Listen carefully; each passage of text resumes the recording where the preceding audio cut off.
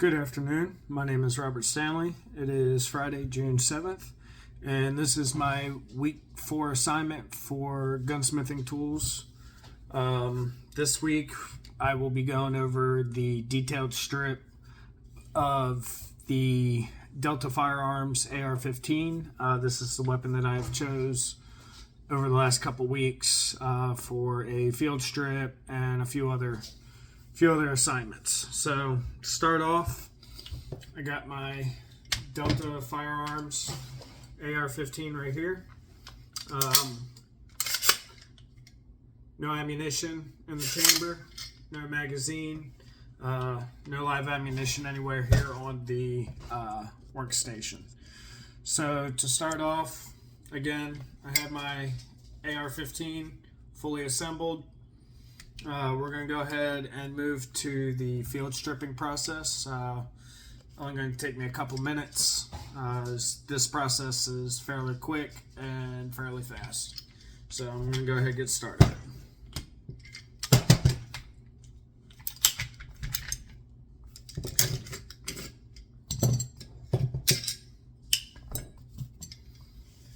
So I'm done with the field strip. I got my lower receiver right here, my upper receiver, my charging handle, and my bolt carrier group. So this is the field strip process, fairly quick.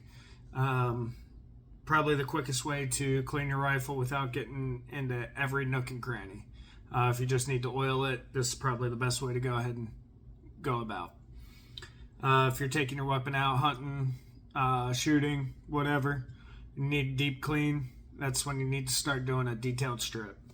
So I'm going to go ahead, I'm going to move into the detailed strip portion.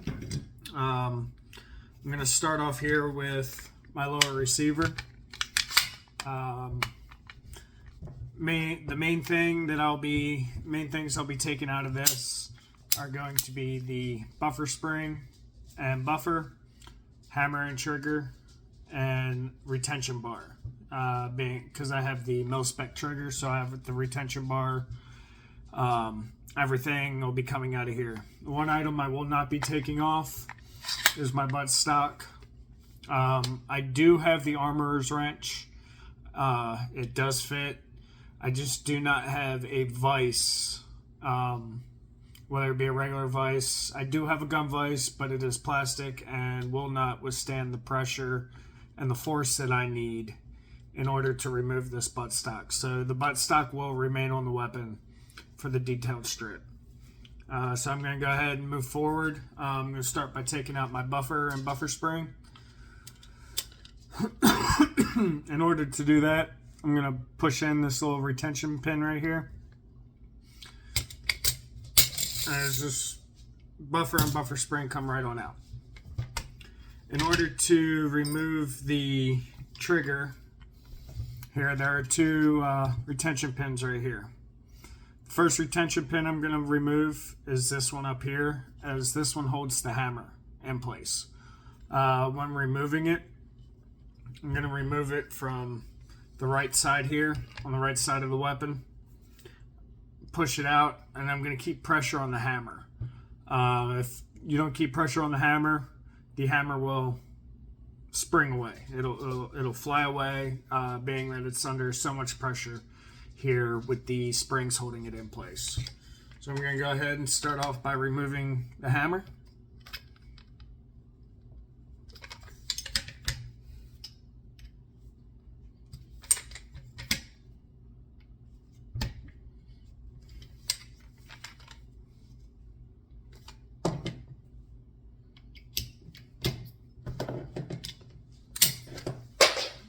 So as you can see right there, I had the pressure, I just had my hand in the wrong spot and my hammer flew out. So here's my hammer. Here's the retention pin that was holding it in. Next item to be removed will be the retention block here and the trigger itself. So I'm going to go ahead and I'm going to remove this last retaining pin.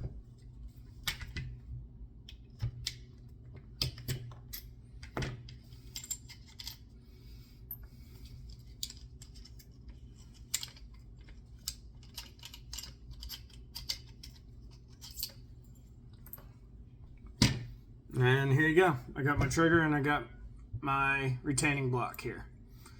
So these have now been removed.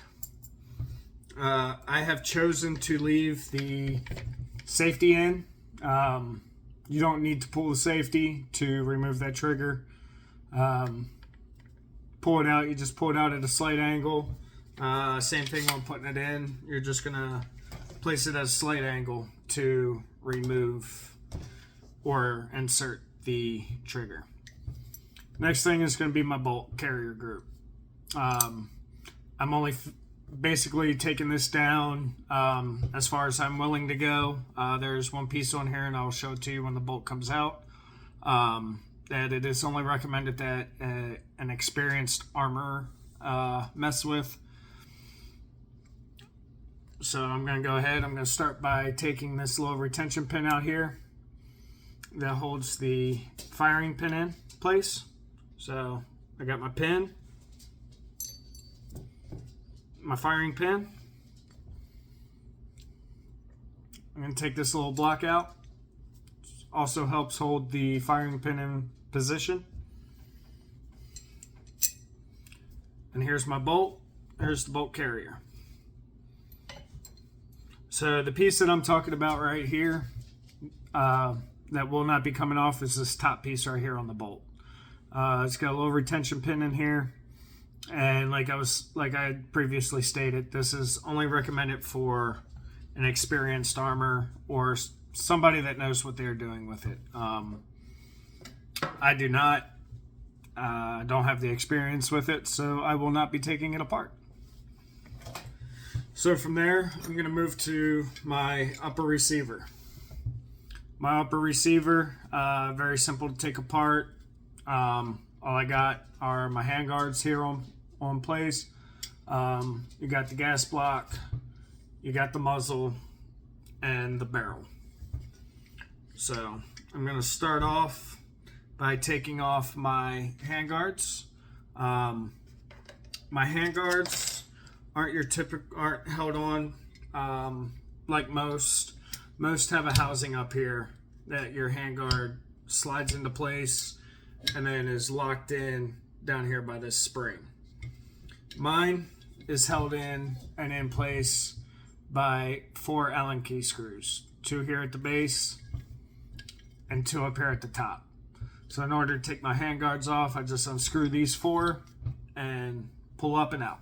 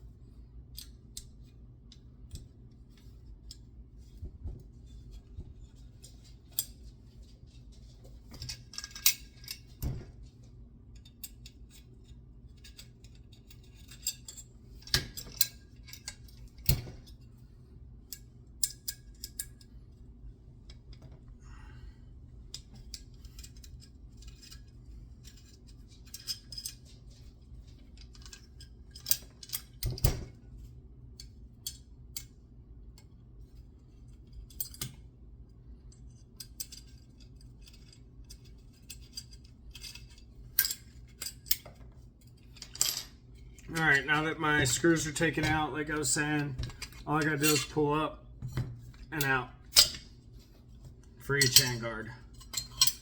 So now that my handguards are off, the next item that I would remove, if I had the ability to, would be, my muzzle or my flash hider. Right here, I would remove this. Next item I would go ahead and remove would be my gas block and gas tube.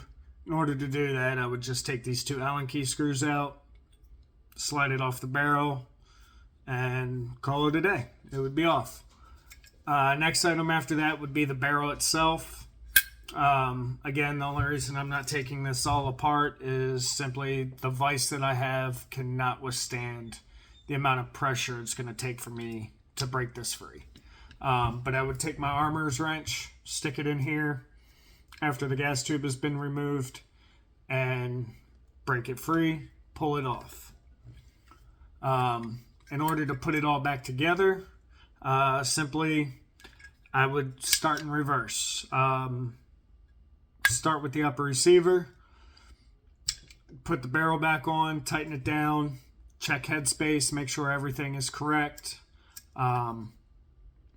and is the way it's supposed to be. Once I've checked headspace and tightened down the barrel, I'd go ahead and throw the gas block and the tube back on, tighten it back down, again via these two Allen key screws, and then I'd throw my muzzle back on, or the flash hider. Once all this has been put back together, from here, move back to my handguards. Again, simple installation. Really all I got to do is just slap it on. And there's the first one.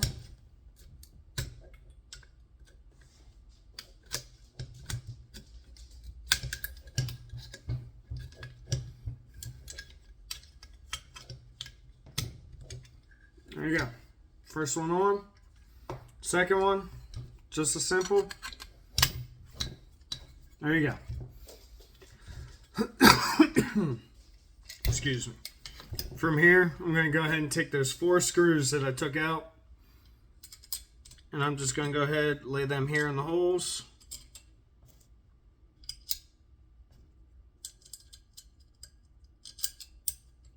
And I'm going to start tightening them down.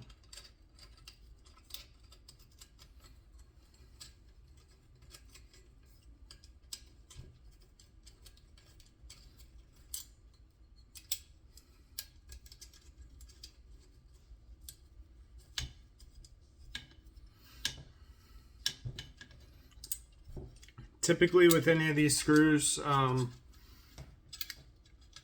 don't have the owner's manual. When I bought the weapon, owner's manual did not come with it.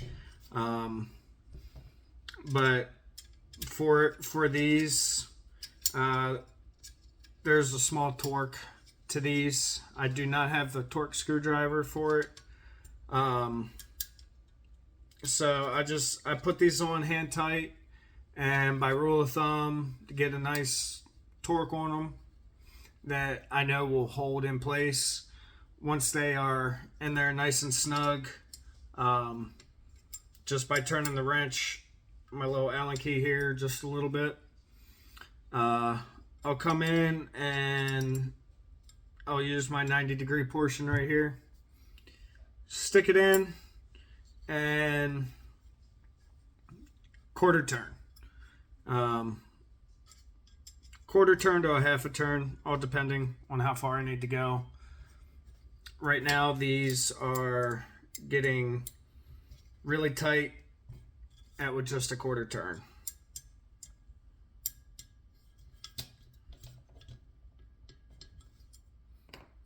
And there you go. Upper receiver, back together. From here, I'm going to go ahead and I'm going to reassemble my bolt carrier group. So start off by inserting the bolt. Once my bolt's inserted, I'll go ahead and stick this pin or block right up here.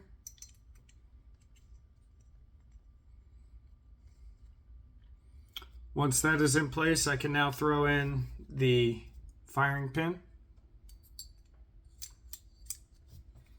and my fire pin retaining pin.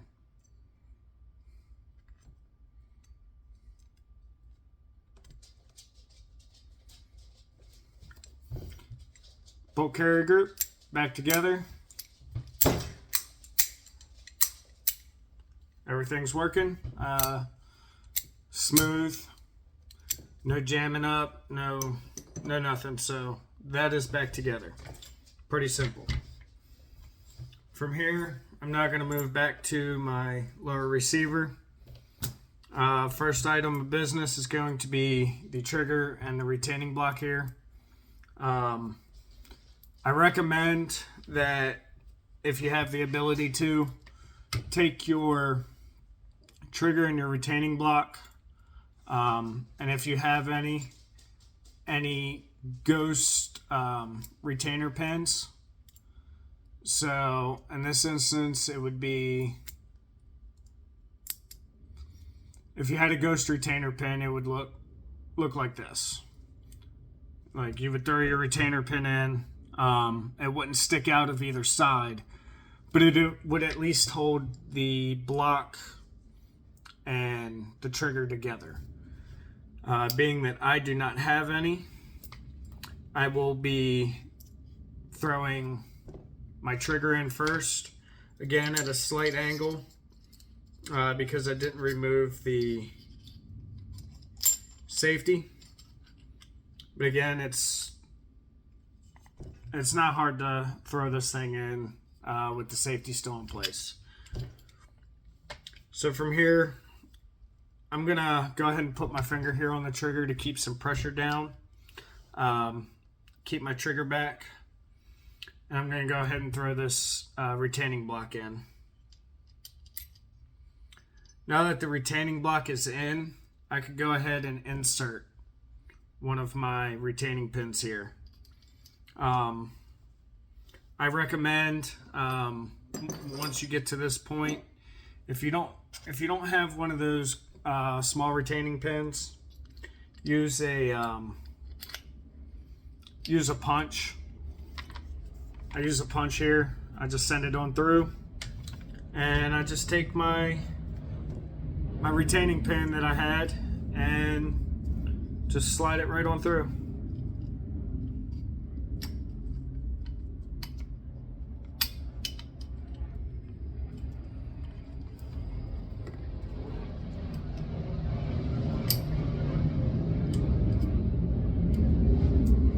There you go. Retaining pin in, triggers in place, everything's snug. From here, I'm going to go ahead and I'm going to move to the hammer itself. As you saw earlier, I didn't keep enough pressure on it, so my hammer shot out at me. At this point, this is where you really need to be careful and need to be on point with this. When you throw your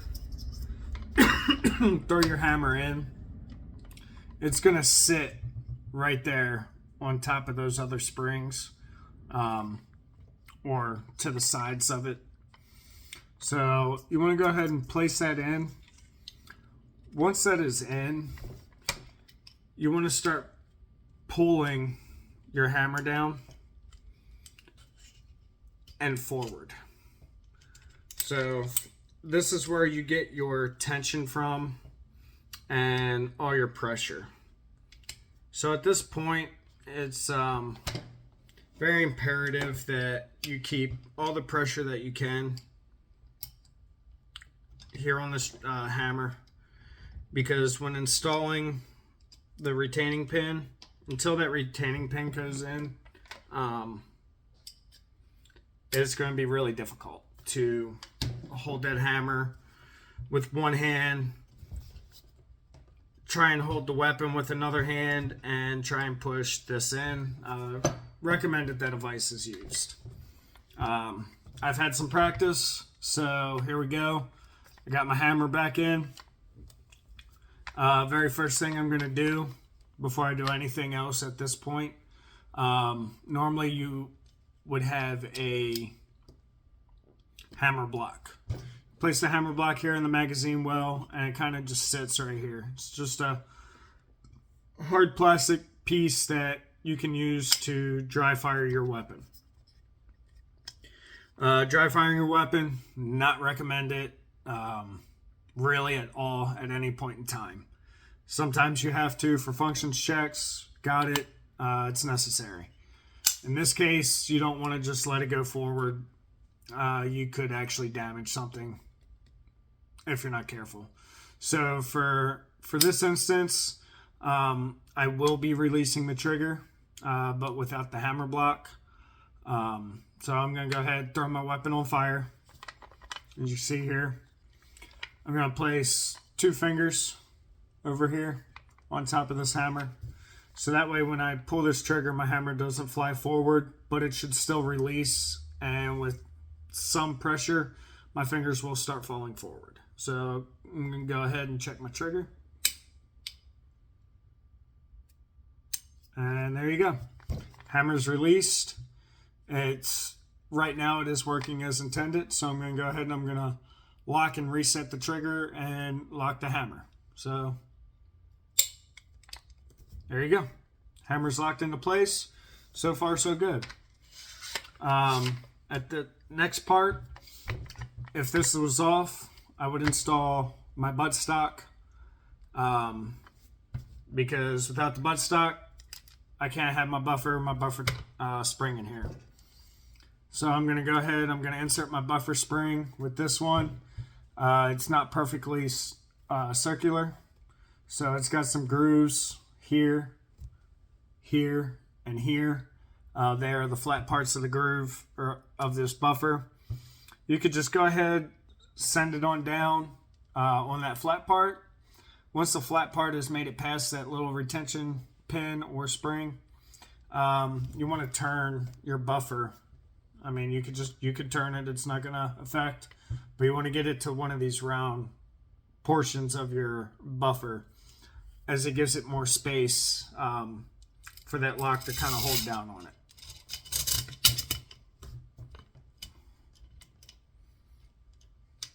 There you go. Buffer spring is in, buffer's in. I got the retention pin on one of the rounded portions of my buffer, and this will not go anywhere. So there you go. That is the weapon as far as I'm willing to take it for a field strip and detailed strip. Show you the weapon here in pieces. Again, this is back to the field strip process. So from here, I'm going to go ahead and start putting this weapon back together. Start off, I'm going to take my charging handle here. I'm going to go ahead and throw it into the upper receiver. I'm going to push it in a little bit, that way it's secure. I'm going to take my bolt carrier group, and I'm going to go ahead and take this piece, make sure it is in right side. People have put these in upside down and backwards. Very hard to get out. So make sure that your bolt carrier group and charge handle going together, lock into place. From there, at this point, I go ahead and throw my little receiver on.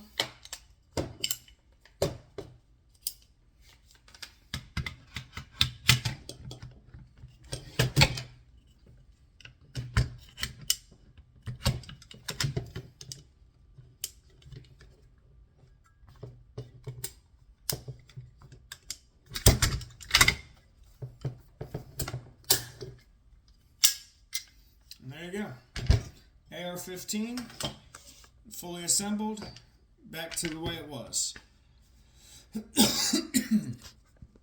From here, I'm going to go ahead and do a functions check, make sure that the hammer, the bolt, everything is working as designed.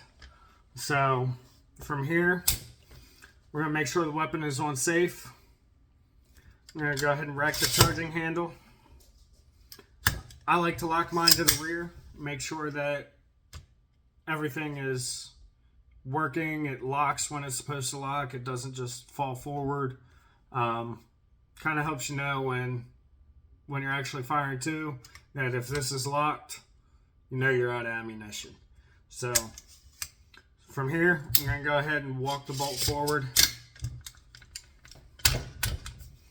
And with the weapon on safe, I'm going to pull this trigger. I want to make sure that there is, when I pull this trigger, nothing happens with the safety on. Lets me know that I did the job right. I put it back together right. Nothing should happen. So I'm going to go ahead and pull my trigger. Nothing. Great sign. So now that I know my safety's working, from here, I'm going to go ahead and throw my weapon on fire. And now I'm going to check to make sure that the trigger pull actually pulls and that the hammer actually engages the bolt carrier group. Now, I know I said earlier you don't want to dry fire your weapon. At this point, doing a functions check, kind of don't have a choice. You need to dry fire your weapon. So from here, I'm going to go ahead and dry fire and make sure that the hammer strikes the bolt carrier group as intended. And it does. So from here, I'm going to keep my finger here on the trigger. I'm going to take my charging handle and I'm going to rack it to the rear. And I'm going to walk it forward. At this point, you're checking to make sure that your trigger resets. Because if your trigger doesn't reset, you go to pull the trigger. Either nothing will happen, or you could end up getting a slam fire. Even with a semi-automatic weapon, you're just going to pull the trigger, and every time it resets, it's going to fire. I have seen that happen as well. It's not a pretty sight. So from here, I'm going to go ahead and reset my trigger and make sure that it is, again, working as intended. There you go. My trigger has been reset. I'm going to throw my weapon back on safe. I'm going to pull the trigger again to make sure that, again, weapon does not fire when it's not supposed to. And it's not. So that is it. Again, Delta Firearms AR-15. And this was the field stripping process and detailed strip, reassembly, and functions check all in one. I hope this helps somebody out, and I hope to see y'all soon.